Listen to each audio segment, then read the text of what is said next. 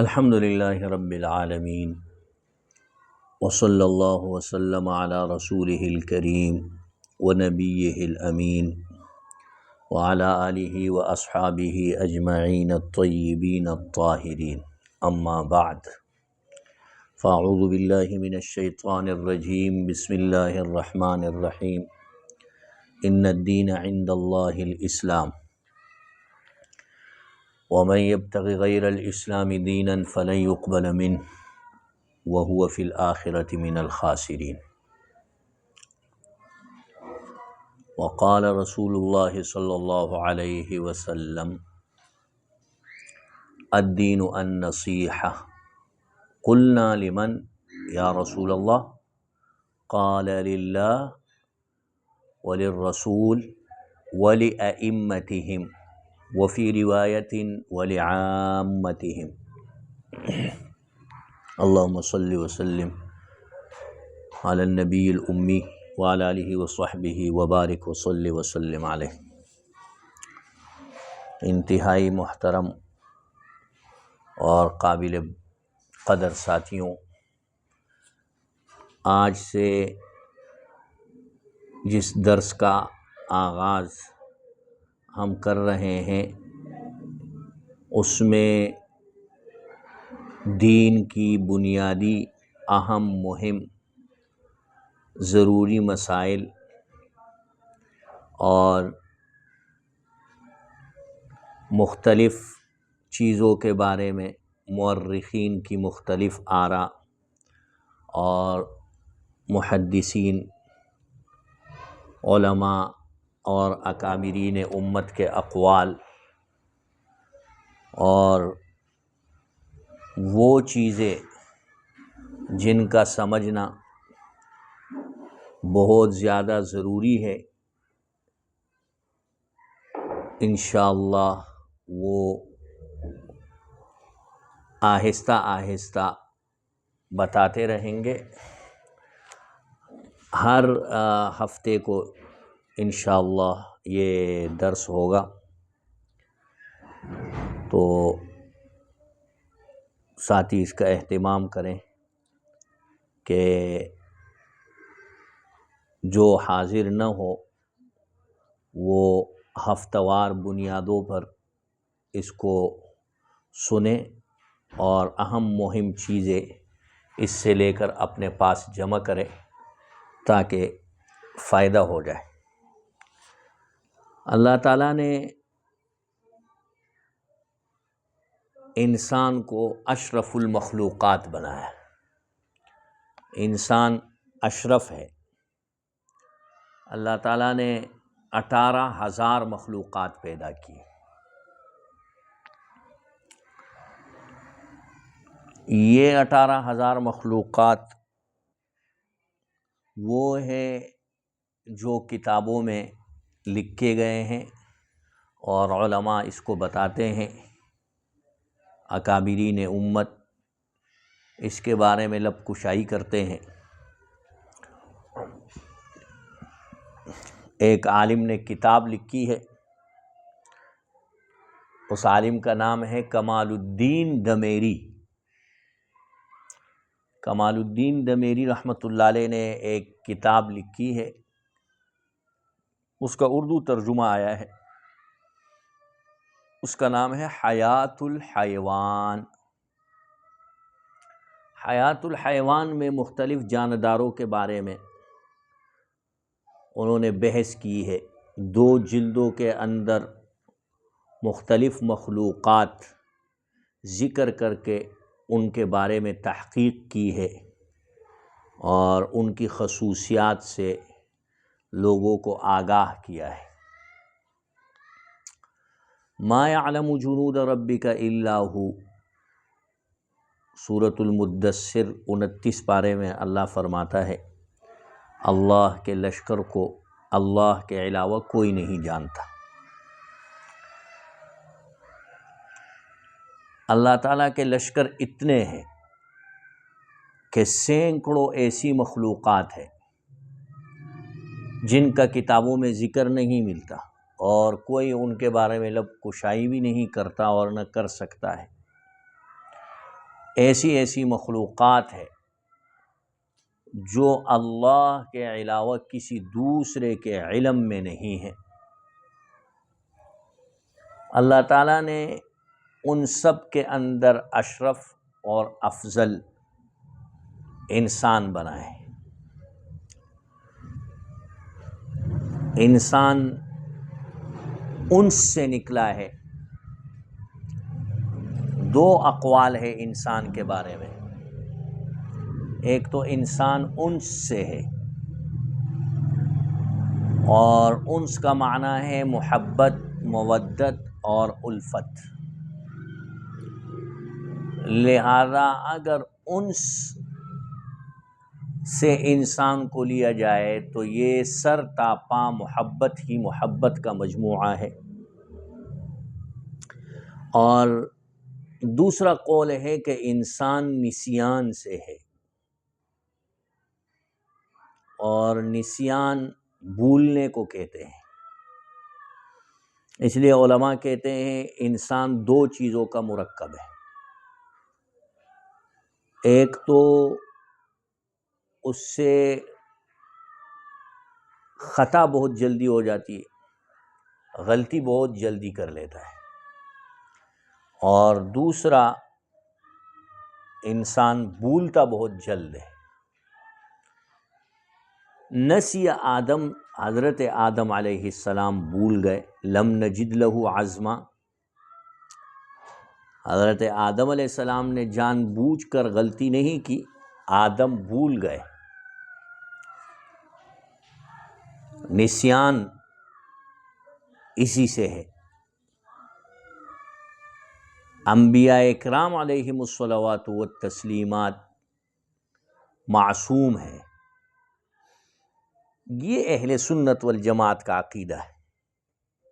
حضرات انبیاء اکرام علیہم الصلوات والتسلیمات کے بارے میں کہ حضرات انبیاء اکرام علیہم الصلوات والتسلیمات یہ معصوم ہے. معصوم اس کو کہتے ہیں کہ گناہ کرنا تو دور کی بات ہے، اس کے دل کے اندر گناہ کا خیال تک بھی نہیں آئے، یہ معصوم ہوتا ہے. اور معصوم دو لوگ ہیں. ایک تو حضرات انبیاء اکرام ہیں علیہم الصلوات والتسلیمات، اور دوسرا چھوٹے بچے بلوغت سے پہلے، یعنی 4 سال 5 سال 6 سال اور 7 سال 8 سال تک کے بچے، یہ بلوغت سے پہلے کے بچے ہیں، یہ بھی معصوم ہیں. اس کے علاوہ کوئی بھی شخص معصوم نہیں ہے. حضرات انبیاء اکرام تو معصوم ہیں. اس لیے نبی سے تو غلطی نہیں ہو سکتی ہے. آدم علیہ السلام سے غلطی نہیں ہوئی. اللہ قرآن میں فرماتا ہے اعراف میں نسی آدم، آدم علیہ السلام بھول گئے، اور بھول کی وجہ سے وہ چلے گئے درخت کے قریب.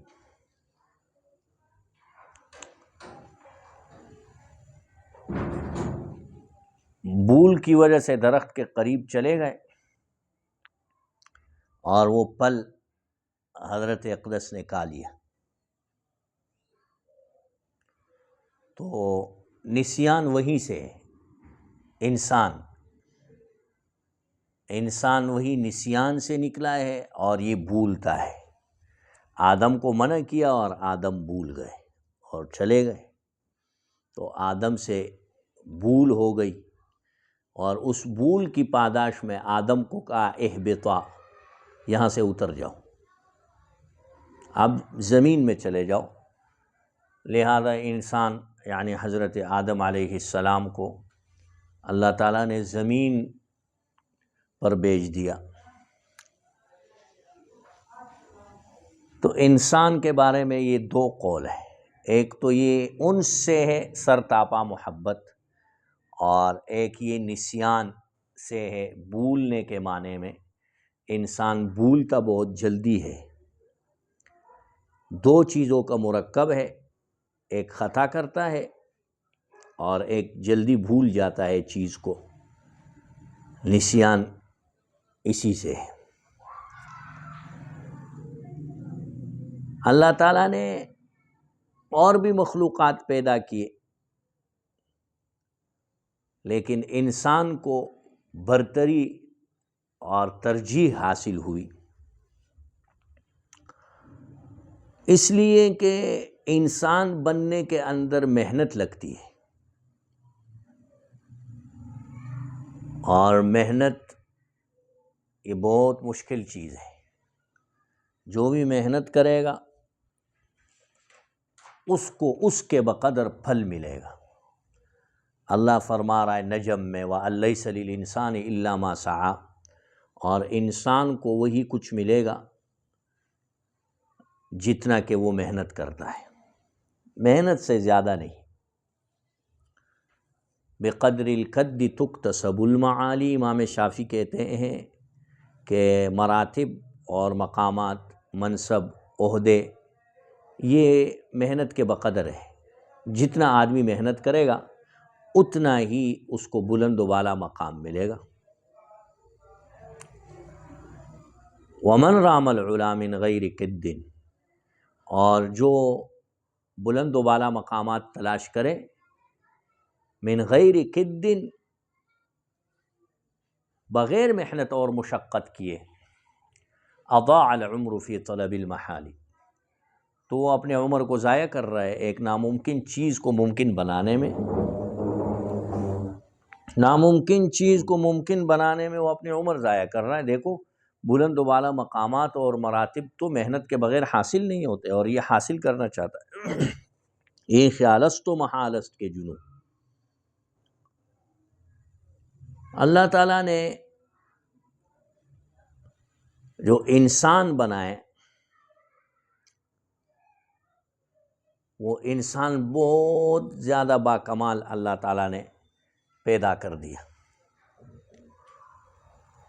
اور باصلاحیت اللہ تعالیٰ نے پیدا کر دیا، اور دنیا کے اندر بیچ کر اس انسان کو اللہ تعالیٰ نے اپنا نائب بنا دیا، جس کو میں اور آپ کہتے خلیفہ. انسان دنیا کے اندر خلیفہ ہے، نائب ہے اللہ تعالیٰ کا. دنیا میں آ گیا ہو وَلَكُمْ فِي الْأَرْضِ مُسْتَقَرٌّ، اس دنیا میں آپ کے لیے ایک مدت تک ٹھہرنا ہے، بس ایک مدت تک آپ ٹھہر جائیں گے اور پھر اس کے بعد آپ کو اس دنیا سے جانا ہے. اس لیے انسان کو اللہ تعالیٰ نے پیدا تو کیا ہے، لیکن انسان کو اللہ تعالیٰ نے فنا ہونے کے لیے پیدا نہیں کیا، اور انسان کو اللہ تعالیٰ نے ختم ہونے کے لیے پیدا نہیں کیا. انسان تو منتقل ہوتا ہے. ہماری اصل جو ہے وہ ہم اپنی اصل کی طرف لوٹ کر جاتے ہیں. ہر چیز اپنے اصل کی طرف لوٹتی ہے. انسان بھی اپنے اصل کی طرف لوٹے گا، یعنی جہاں سے وہ آیا ہے اللہ تعالیٰ کے ہاں سے وہ آخر میں وہیں جائے گا. انسان منتقل ہوتا ہے، عالم ارواح میں تھا، وہاں سے ماں کے پیٹ میں آیا، اور ماں کے پیٹ سے دنیا کے پیٹ میں آیا، اور دنیا کے پیٹ سے قبر کے پیٹ میں جائے گا، اور قبر کے پیٹ سے اگر نیکوکار ہے تو جنت کے پیٹ میں جائے گا، اور اگر بدکار ہے تو جہنم کے پیٹ میں چلا جائے گا. اس لیے آپ کہتے ہیں جب ایک شخص فوت ہو جاتا ہے تو آپ کہتے ہیں کہ اس کا انتقال ہو گیا، یعنی وہ منتقل ہو گیا، دوسرے عالم میں چلا گیا اور دوسری طرف چلا گیا. وہ انسان ہمیشہ رہے گا.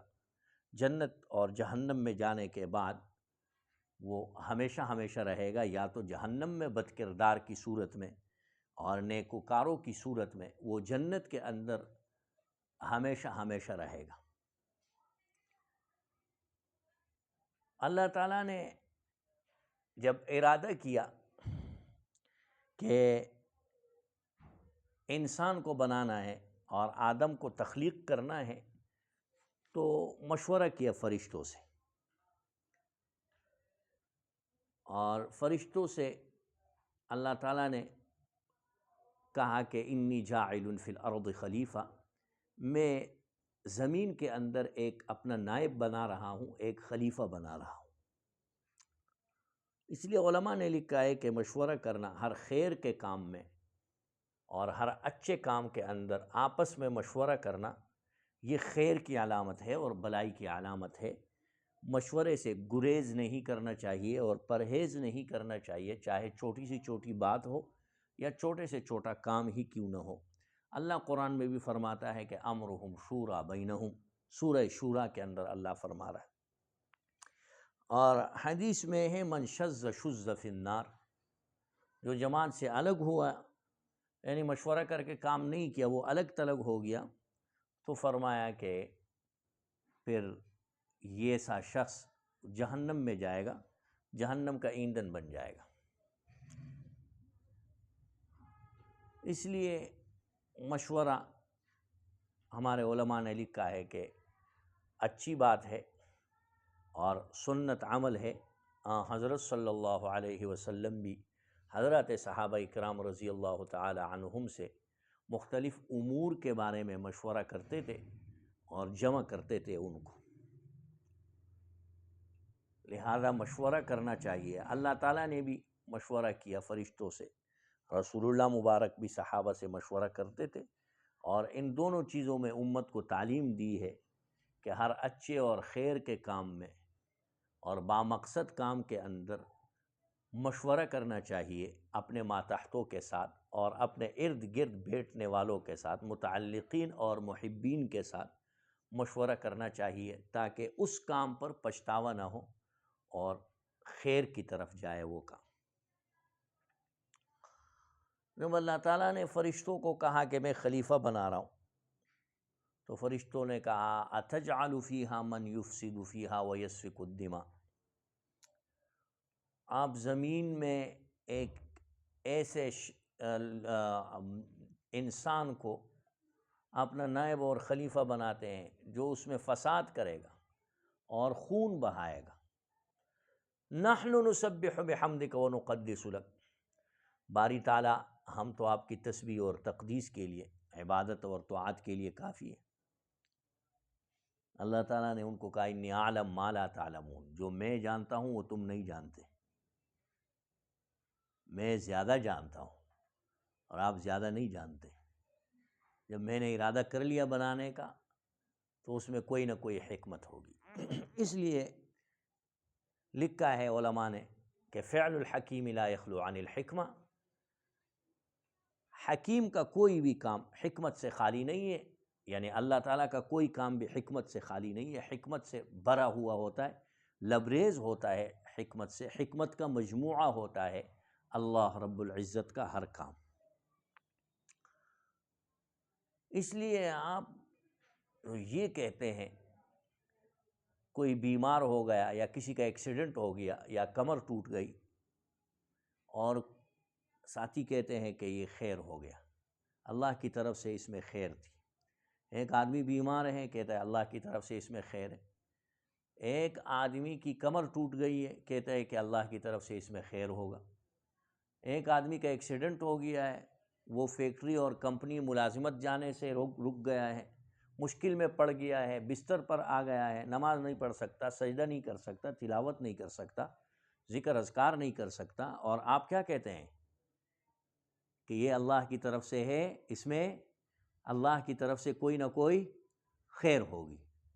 علماء نے منع کیا ہے کہ ایسے جملے نہ کہے، اللہ کی طرف سے خیر کہاں ہے اس میں، یہ تو نماز سے رک گیا، مسجد سے رک گیا، جمعے سے رک گیا، اللہ کی طرف سے اس میں خیر نہیں ہے۔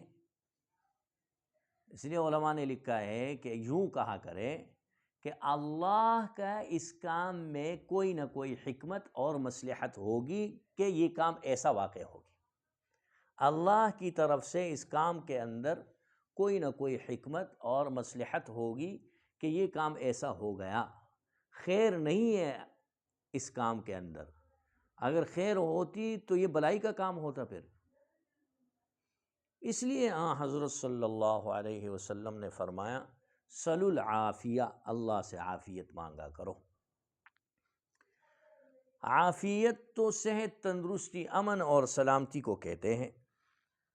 جو شخص صبح اور شام 3 دفعہ اللہم انی اسألک العفو والعافیۃ فی الدنیا والآخرہ کہے، اللہ تعالیٰ اس کو دین اور دنیا کی عافیت نصیب کرے گا۔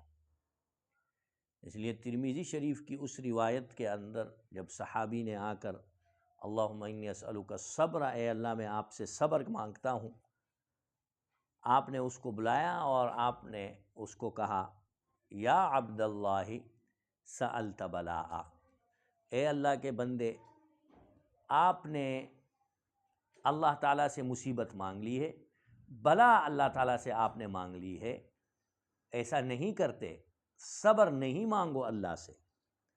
اور آپ نے اس کو کہا صبر تو اس وقت مانگو جب کمر ٹوٹ جائے، صبر تو اس وقت مانگو جب ایکسیڈنٹ ہو جائے، صبر تو اس وقت مانگو جب میت سامنے رکھی ہو۔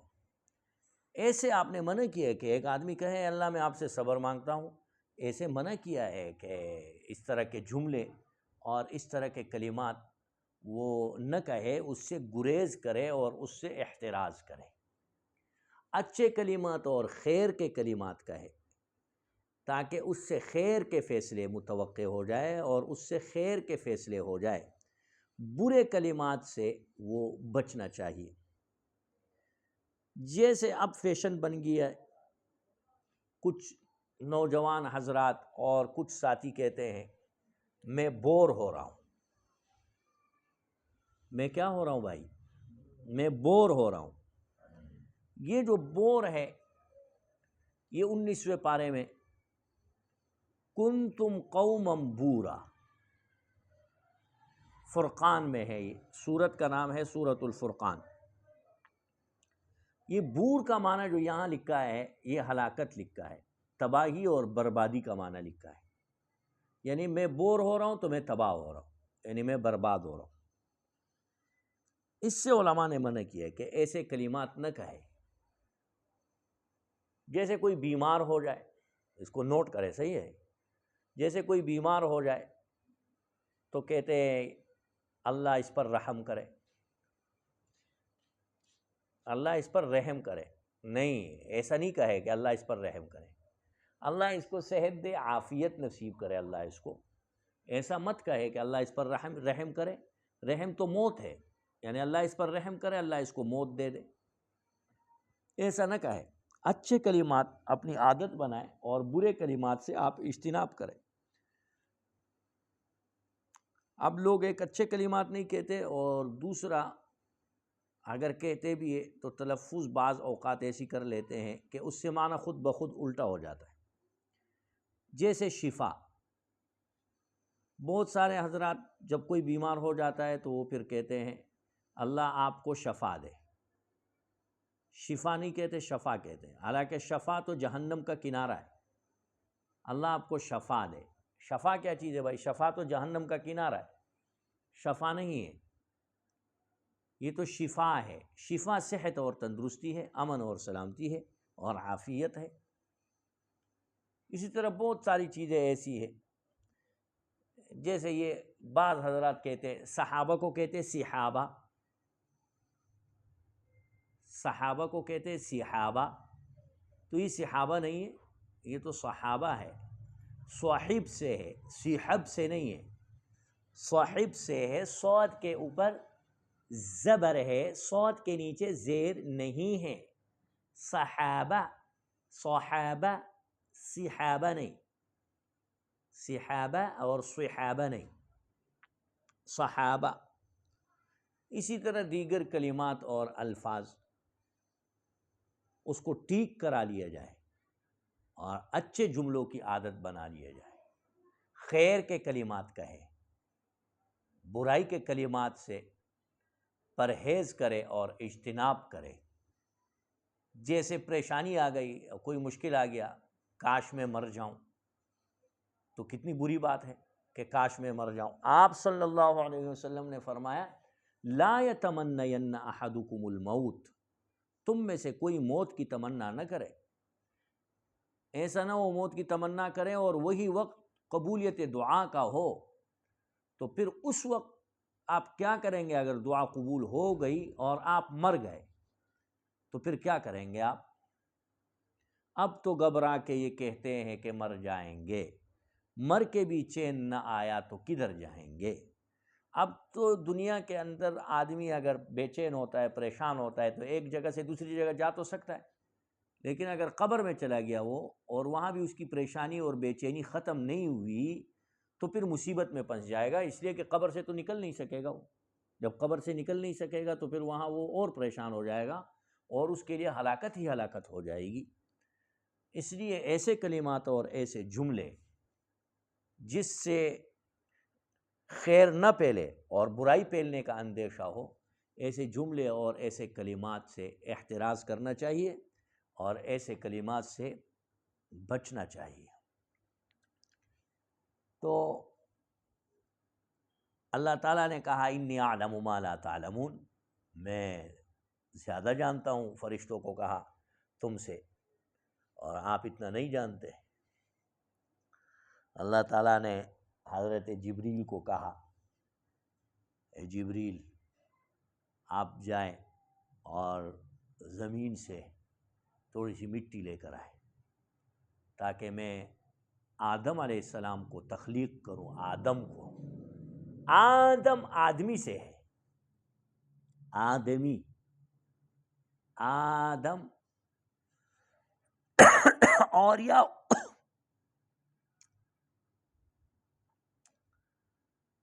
ادم، آدم من ادم، گندمی رنگ والا،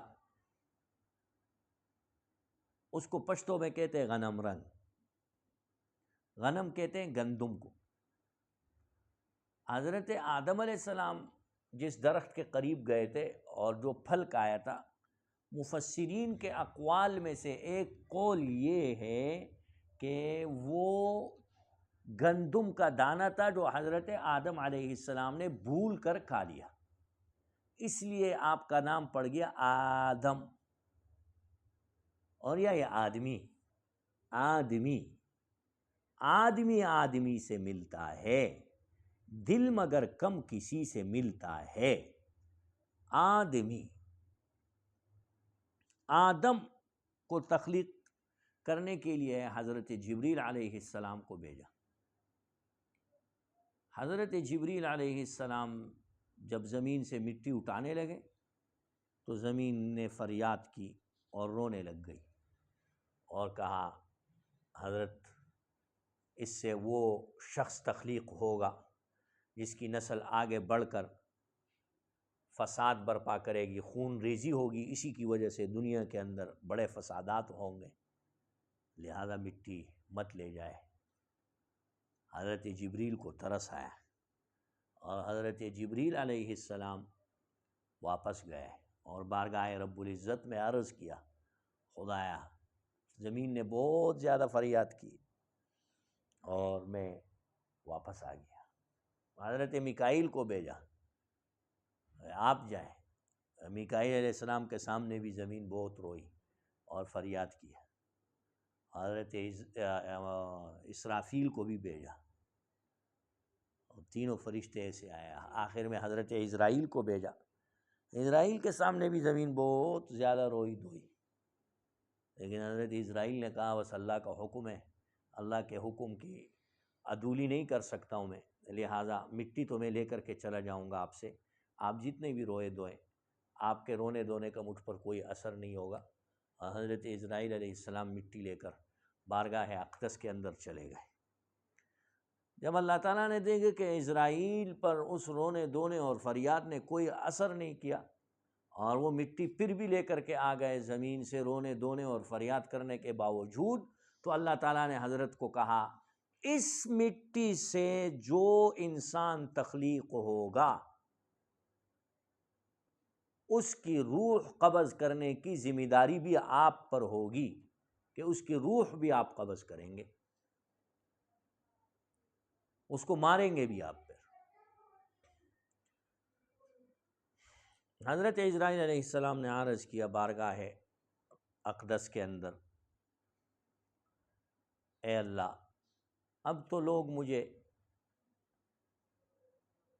کہیں گے کہ اسرائیل ہمارے لوگوں کو مارتا ہے اور میں بدنام ہو جاؤں گا، اسرائیل لوگوں کو مارتا ہے لہذا میں تو بدنام ہو جاؤں گا۔ تو بارگاہ رب العزت میں عرض کیا کہ خداوند تعالیٰ یہ ذمہ داری تو میں نہیں لے سکتا۔ اللہ تعالیٰ نے حضرت اسرائیل علیہ السلام کو کہا کہ آپ روح قبض کریں اور آپ کا نام میں آنے نہیں دوں گا، قیامت تک آپ کا نام نہیں آئے گا۔ کوئی بھی انسان، اس کا ذہن، اس کی سوچ، اس کی فکر، اس کی نظر آپ تک نہیں جائے گی۔ کوئی مولوی ہو یا شیخ الحدیث ہو یا شیخ التفسیر ہو یا شیخ القرآن ہو، جو بھی شخص مرتا ہے حضرت، تو کسی نے بھی آج تک یہ نہیں کہا کہ حضرت شیخ کو حضرت اسرائیل علیہ السلام نے مارا ہے اور حضرت اسرائیل علیہ السلام نے اس کی روح قبض کی ہے۔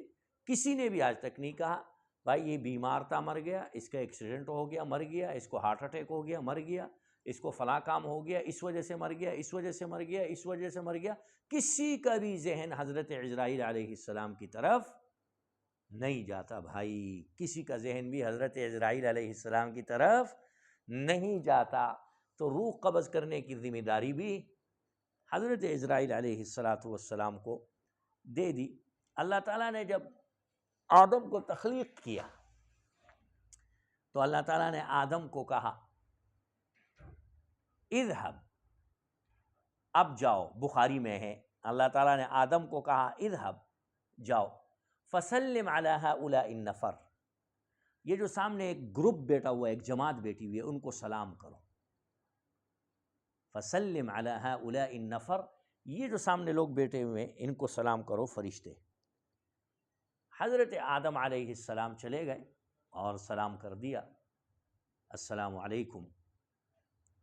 حضرت آدم علیہ السلام نے یہ السلام علیکم، یہ حضرت آدم علیہ السلام نے کہہ دیا۔ سب سے پہلے السلام علیکم یہ حضرت آدم نے کہا، السلام علیکم یہ حضرت آدم علیہ السلام نے کہہ دیا۔ فرشتوں کو کہا، فرشتوں کی ایک جماعت تھی، فرشتوں نے کہا وعلیک السلام ورحمۃ اللہ وبرکاتہ۔ تو رحمت اللہ کے اور برکاتہ کے جو الفاظ ہیں یہ فرشتوں کے، پہلا سلام آدم علیہ السلام نے کیا، جواب فرشتوں نے دیا، اور فرشتوں نے بڑھا کر جواب دے دیا، رحمت اللہ اور برکاتہ کے الفاظ بھی کیا کر دیے، بڑھا دیے نا بھائی، رحمت اللہ اور برکاتہ کے الفاظ بھی کیا کر دیے، بڑھا دیے بھائی۔ وعلیک السلام ورحمۃ اللہ وبرکاتہ، فرشتوں نے یہ الفاظ بڑھا دیے۔ اب یہ جو رحمت اللہ وبرکاتہ ہے، 10 نیکیاں اس کے ساتھ، یعنی السلام علیکم ورحمۃ اللہ وبرکاتہ کہنے والے کو 30 نیکیاں ملیں گی۔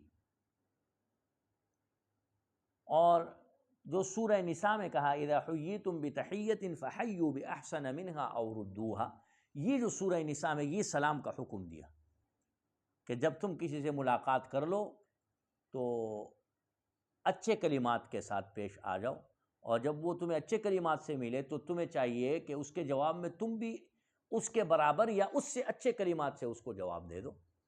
السلام علیکم کسی نے کہا تو آپ کہے وعلیکم السلام ورحمۃ اللہ، دیکھو یہ اس سے اچھا ہو گیا، یا اس کے ساتھ وہ برکاتہ کہہ دو تو یہ بھی اس سے اچھا ہو گیا۔ حضرت یہ پھر 16 مقامات ایسے ہیں جہاں پر سلام نہیں کریں گے آپ، 16 مقامات ہے یہ جہاں پر آپ سلام نہیں کریں گے، اور یہ 16 مقامات معارف السنن کے اندر حضرت اقدس علامہ یوسف بن نوری رحمۃ اللہ علیہ نے ذکر کر دی ہے۔ جیسے کوئی پیشاب کے لیے بیٹھا ہے تو آپ اس کو سلام نہ کریں، آپ اس کو سلام کوئی پیشاب کے لیے بیٹھا ہے تو آپ اس کو سلام نہ کریں۔ یا کوئی حجام ہے اور وہ حجام لوگوں کی داڑیاں مونڈتا ہے، یہ غلط کام کر رہا ہے وہ، تو اس کو بھی سلام نہ کریں، وہ فاسق ہے، حرام کام کرتا ہے، اس کو سلام نہ کریں۔ یا آپ کو پتہ ہے کہ یہ شخص گانے سنتا ہے اور گانوں کا رسیا ہے اور گانوں کا عادی ہے، اس شخص کو بھی سلام نہ کریں۔ یا آپ کو پتہ ہے کہ یہ شخص بدعات کرنے والا ہے اور یہ دین پر رسوم اور رواج کو ترجیح دیتا ہے، دین کی خلاف ورزی کرتا ہے اور شعائر اللہ کی توہین کرتا ہے، تو ایسے شخص کو بھی سلام نہ کرے، بدعتی کو سلام نہ کرے۔ فرمایا من وقر صاحب بدعہ فقد اعان علی ہدم الاسلام، جس نے بدعتی کی عزت کی اس نے اسلام کی توہین کر لی، اور جس نے اسلام کی توہین کر لی وہ کفر میں داخل ہو گیا، کفر میں داخل ہوں گے تو اسلام سے خارج ہو گیا۔ اسی طرح اگر کوئی کھانا کھا رہا ہے تو اس کو سلام نہ کرے۔ آپ نے دیکھ لیا کہ دو اشخاص ہیں وہ کھانا کھا رہے ہیں تو ان کو سلام نہ کرے۔ حدیث میں ہے حضرت نے فرمایا کہ آپ ان کے ساتھ ویسے جا کے شریک ہو جائے، وہ آپ کو منع نہیں کریں گے اور آپ کو اپنے ساتھ کھانے میں شریک کر لیں گے، لیکن آپ ادھر سلام نہ کریں۔ وہ تو کھانا کھانے کے لیے بیٹھے ہوئے ہیں، سلام کے لیے نہیں بیٹھے وہ، لہٰذا کھانا کھانے کے دوران اگر آپ کہیں چلے جائے تو پھر سلام نہ کرے، بلکہ آرام سے ایک سائڈ پر بیٹھ جائے تاکہ وہ لوگ آرام سے کھانا کھا لے، اور اگر آپ کو بھی کھانا کھانا ہے تو آپ ان کے ساتھ جا کر بیٹھ جائیے، وہ آپ کو منع نہیں کریں گے۔ اسی طرح سلام، صف کے اندر ایک شخص مسجد میں بیٹھا ہوا ہے نماز کے انتظار میں، اور باہر سے ایک اور شخص آتا ہے اور اس کو سلام کرتا ہے، علماء نے لکھا ہے کہ اس کو منع کیا جائے کہ وہ سلام نہ کرے۔ مسجد کے اندر جو صف میں بیٹھا ہوا شخص ہے وہ آپ کے سلام کے جواب کے لیے نہیں بیٹھا ہوا ہے کہ آپ آئیں گے سلام کریں گے تو میں اس کا جواب دوں گا، وہ تو نماز کے انتظار میں بیٹھا ہوا ہے۔ اور جو نماز کے انتظار میں بیٹھتا ہے فرشتے اس کے لیے 3 دعائیں کرتے ہیں، فرشتے اس کو 3 دعائیں دیتے ہیں۔ یہ ترمذی کی روایت ہے، حضرت اقدس صلی اللہ علیہ وسلم نے فرمایا جو نماز کے انتظار میں بیٹھتا ہے اذان کے بعد سے نماز کے کڑی ہونے تک وہ صف میں بیٹھا ہوا ہے اور انتظار کر رہا ہے، فرشتے اس کو 3 دعائیں دے دیتے ہیں۔ اللہم اغفر لہ، اے اللہ اس کی مغفرت کر دے، وارحمہ، اور اے اللہ اس پر رحم کر دے، وتب علیہ، اور اے اللہ اس پر اپنی مہربانی کر دے، اس پر تو مہربان ہو جا۔ یہ 3 دعائیں جو ہے وہ فرشتے وہ اس شخص کو دیتے ہیں جو نماز کے انتظار میں بیٹھا ہوا ہے۔ تو نماز کے انتظار میں بیٹھنا بھی عبادت ہے، یعنی وہ شخص جو مسجد میں آ کر صف میں بیٹھا ہوا ہے تو عبادت میں مشغول ہے، اور جو عبادت میں مشغول ہے تو اس کو آپ سلام کیسے کریں گے؟ جب آپ سلام کریں گے تو پھر جواب کیسے دے گا؟ وہ عبادت کو چھوڑے گا، لہذا وہ تو خود عبادت میں ہے، لہذا آپ خاموش ہو جائیں اور مسجد کے اندر جہاں آپ کو جگہ ملے آرام سے وہاں جا کر بیٹھ جائیں، آرام سے آپ وہاں جا کر کے بیٹھ جائے اور سلام نہ کرے بآواز بلند اجتماعی سلام، جیسے ہمارے ہاں بعض اشخاص، بعض بزرگ اور بعض حضرات جو ہے وہ سلام کرتے ہیں، بعض ائمہ بھی آ کر سلام کرتے ہیں، تو ایسا نہیں کرنا چاہیے، اس سے احتراز کرنا چاہیے۔ باقی بھی دیگر جگہ ہیں جہاں پر سلام کرنے سے احتراز کرنا چاہیے کہ سلام نہ ہو، بلکہ سلام کے لیے موقع اور محل دیکھنا چاہیے۔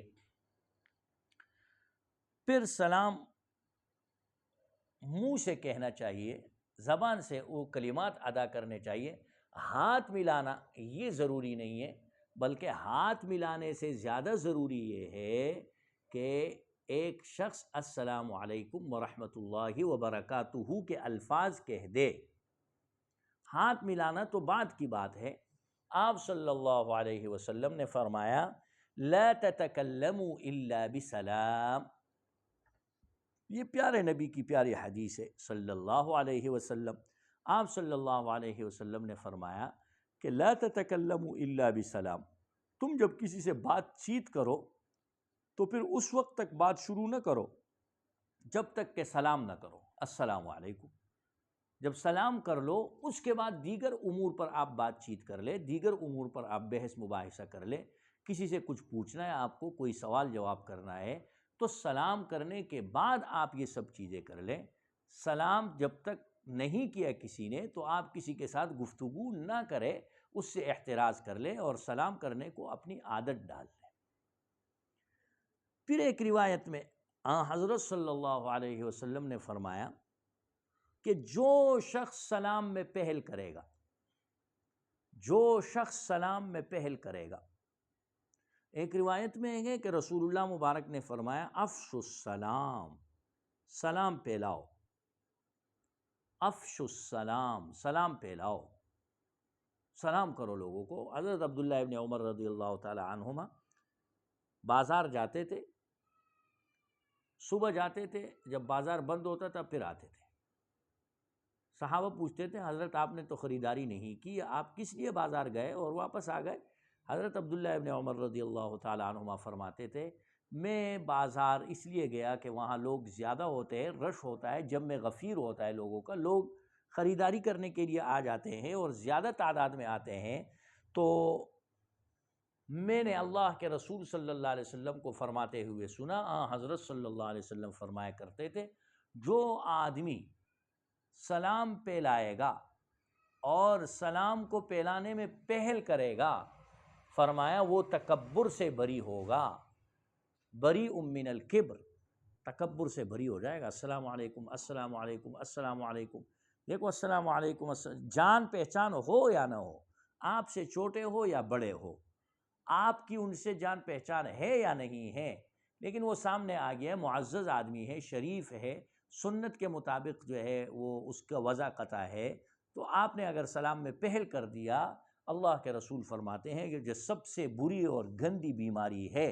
تکبر کی بیماری، اپنے آپ کو بڑا سمجھنا، اللہ اس کے اندر سے وہ تکبر والی بیماری کو ختم کر دے گا، رفع دفع کر دے گا۔ تکبر والی بیماری اس سلام کرنے والے اور سلام میں پہل کرنے والے اور سلام کی عادت اس نے اپنائی ہے، اس شخص کو تکبر والی بیماری نہیں لگے گی۔ بھائی یہاں تک سمجھ گئے؟ بھائی یہاں تک کافی ہے، پھر انشاءاللہ اس کے بعد